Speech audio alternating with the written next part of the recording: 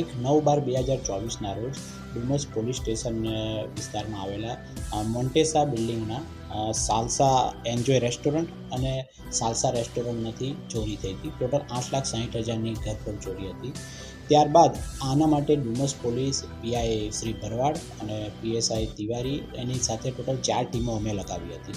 4 ટીમોમાંથી અમને human intelligence અને technical સર્વેલન્સથી આ ઘરફોડની ઘટના અમે ડિટેક્ટ કરેલી છે. તેમાં ટોટલ 3 આરોપીઓ છે, જેમાં મેઇન જે ચોરી કરનાર વ્યક્તિ જે છે રાજ ખડકા ખત્રી, જે ચોરી કરનાર જે વ્યક્તિ છે તેની પણ અટક કરવામાં આવેલી છે.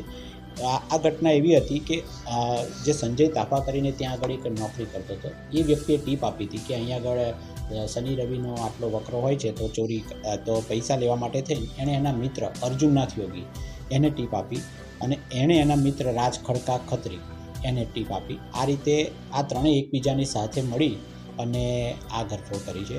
આમાં જે અર્જુનનાથ યોગી છે તેને દીવ ઘોઘલા ખાતેથી ડુમસ પોલીસે અટક કરેલી છે અને જે રાજ ખડકા જે મેઇન ચોરી કરનાર વ્યક્તિ છે તેને અમદાવાદ વઢોળ ખાતેથી અટક કરવામાં આવી છે.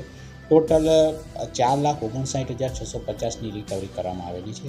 હજુ એક સંજય તાપા છે તે પોલીસની પકડથી બહાર છે, પરંતુ અમને આશા છે કે ટૂંક સમયમાં તેની પણ અટક અમે કરી લઈશું. ટીપ આપનાર ત્યાં જ નોકરી કરતો હતો? હાજી, જે ટીપ જે આપનાર છે ત્યાં નોકરી કરતો હતો અને એણે નોકરી પછી છોડી દીધી. પોલીસ કેવી રીતે પહોંચી?